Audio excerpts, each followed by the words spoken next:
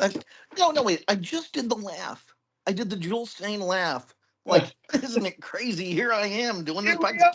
Yeah, are. there's no reason to laugh. Hi, I'm Patrick McCray, and I'm here with Alan.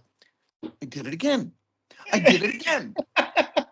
What is up with the fake? Oh, All right.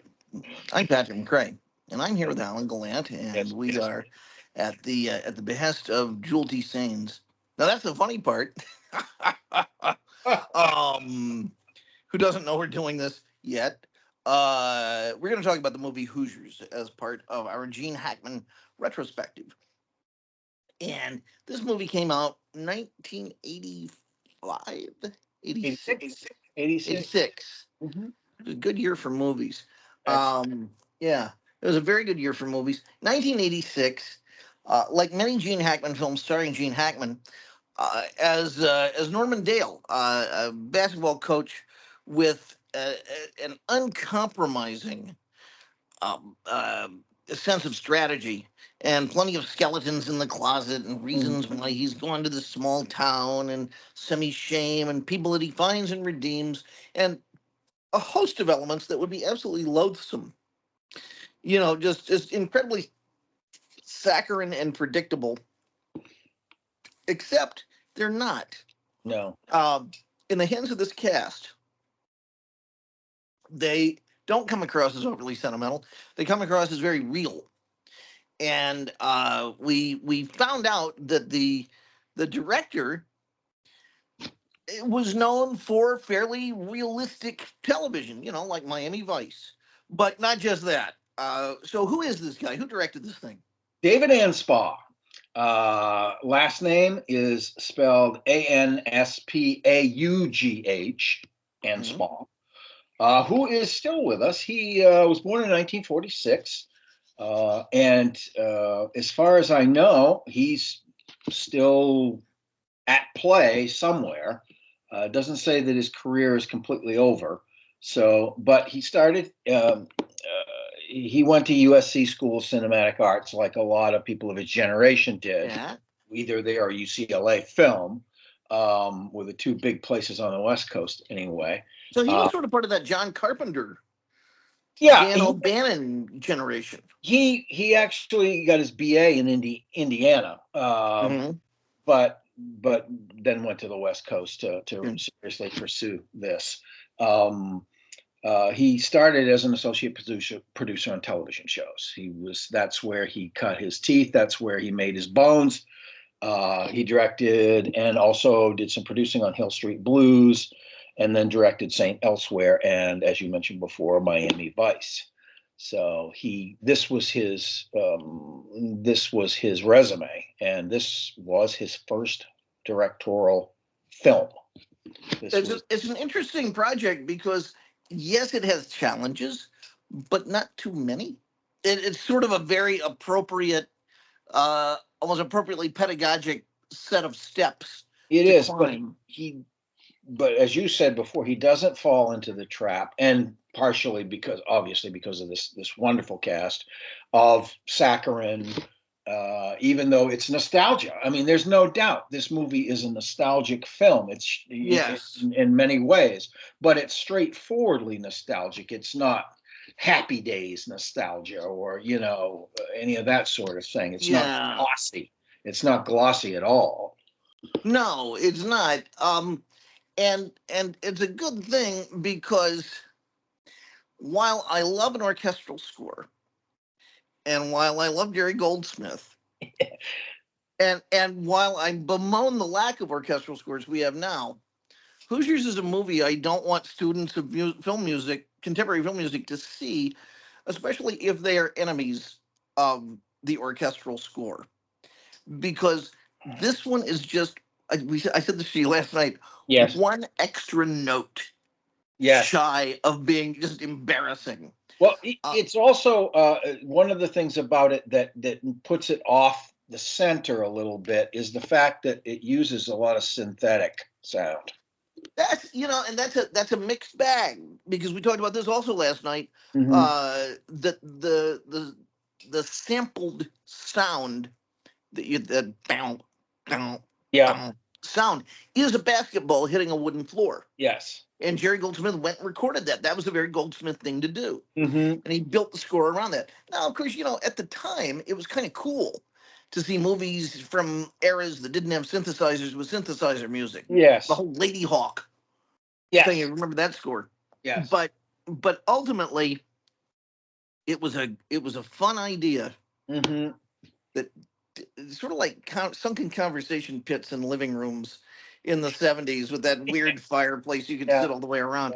Yeah. Ultimately, probably not the greatest idea. Right. And the proof of that is that it just feels awkward and goofy now. It does. It feels dated. That Yeah. part of it that feels 80s, very much 80s. And there are moments where that theme is great. Yes. It's like it really is soaring. It's marvelous. This is a movie I teach, so I'm pretty familiar with it. So last night, as I was rescreening it, I was also working on Photoshop and doing a few other things, and so I was hearing the movie more than I was looking at it this time. Uh-huh. And after a while, I just thought, is this just the same scene over and over and over again? Yeah. Because it sounds like it. Yeah. Yeah. In places it does in terms of the way they were crafting the soundscape, definitely.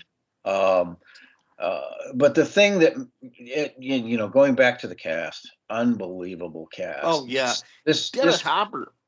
it, Wow. yeah, wow, absolutely. He completely strips himself bare, vulnerable as I've ever seen him. I'd forgotten I mean, obviously he was nominated for an Academy Award for this performance as well. He's not the only Academy worthy performance in this movie either, but he Yes. is definitely. This is where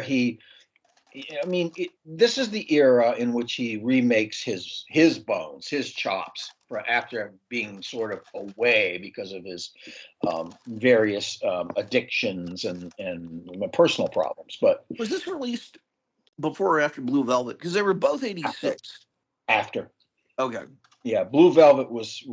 I mean, he really started his comeback with Apocalypse Now after about 5 years of being on a After the lost last weekend. movie. Yeah, he was on a total lost weekend. He had an Yeah. 8-day marriage to Michelle Phillips at one point, where I guess they practically ended up strangling each other because it was just his violence was so. They tumbled into Brian Wilson's sandbox and made a mess. It was just horrible. Yes, we had to go in and scoop out the leavings, but I, cat box, you say? No. I Eugene Landry getting Brian Wilson to have a giant litter box in his living room. What's Really. going on? But anyway, Barbara Hershey also, this is a great year for her because 86, she had two great movies come out. This one and Hannah and Her Sisters. That's right. Both came out the same year. We were talking about when did that happen last, and I looked it up and it was the same darn year. And it was like, Yeah, 86. Hannah would have been in the spring, I think. yeah, yeah, And then this was more in the fall, right. summer and fall. This is a fall winter movie anyway. Yeah. It's mood. I mean, holy Oh, crap. it's look. Yeah. It's look. I mean, and having grown up in that area, it looks just like it. The Mm-hmm. sky is that depressing, sort of off gray. It Yeah. doesn't even have the willingness to commit to gray. To being steel gray or Yeah, something. it's not gonna satisfy you Too with that. fuzzy. It's like a dead Oh caterpillar. yeah, it is. It is. It's like just this corpse hanging in the air at all Yeah. times. Welcome to Kentuckiana. It uses a phrase like Kentuckiana that we normalize. That Yeah. word is horrible enough. Well, I told you the story that Hackman went to the Yes, Midwest we to do. film this, and he said, "I guess this is where you go for have your career to die or some such." He said, Wow. Oh, poor Gene. He had yeah. no idea it was this good. No, he had no idea. Again, though, his willingness to commit to any role that he commits to, regardless of whether or not he's having a depressive episode about actually having to do the work, is amazing. And I kind of wonder. I'm going to throw a weird question at you. Of this era, his two great performances. This and Superman 4 Quest for Peace. No. This this and Lenny Yeah. This movie and Mississippi Burning. Yes, which I watched back to back with Hoosiers, by the way. I watched Mississippi Burning today. Yeah. So, which do you think, from uh, a technical point of view, which do you think was a more difficult performance for him? Um, I have a feeling they chopped up Mississippi Burning a lot more than they did Hoosiers for the actor in terms of the flow, the logic of the character's journey or whatever you want to. Uh-huh. It feels like they that Hoosiers was like, I don't know that they rehearsed it, but it feels more like they took certain scenes and let's rehearse this and mess around with it. Not too much because we want it to be fresh in front of the cameras, but yeah, let's run lines here. Let's do this. Especially his scenes with like Hopper and also with Hershey. That's what you're saying. His scenes with Barbara Hershey. Yeah, because she is so emotionally available in that as well. She's, you can see everything that's happening with her. Mm-hmm. It's great. It's great performance of hers. Did you know that she at one point, because she worked on a film, I can't remember what it was, where there was a seagull used in a shot, and she had over and over again had to throw the seagull in the air. The seagull became exhausted. She told the director, I'm concerned. He said, no, let's do it again. And the exhausted seagull fell down and broke its neck. And she renamed herself Barbara Seagull That's right. for a movie or two, and then finally changed her name back. But yeah. Was that movie? And I'm serious. Was that Jonathan Livingston Seagull? No, it wasn't. Well, because no, they made a movie of that at the time. They did, but I think it was later. That would have been in the mid '70s. Yeah. No, this was like in the late '60s or something. Oh, all right.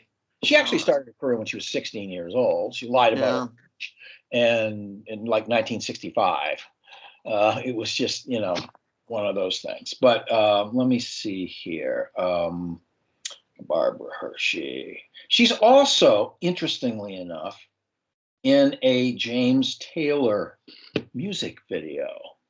Okay. Yeah. It's one about, the song is about, he wrote a song to commemorate his brother's death. Mm-hmm. And it's about sort of living and letting go. And Barbara Hershey plays his love interest kind of in this video. And there's not any dialogue in it. It's just they interact. Like she's on the side of the highway. He comes, he sees her. They pass in the day, and blah blah blah, and that's the end of it. But she's fully in this video. Let's see. Yeah, her career started. Yeah, she was born in 1948. Her career started in 1965. She was 17. Sorry.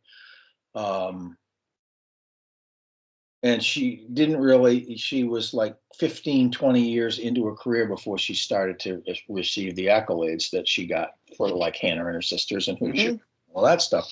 So she went from being a hippie actress to being considered one of the great American actresses of her generation, which is interesting. Yeah. She was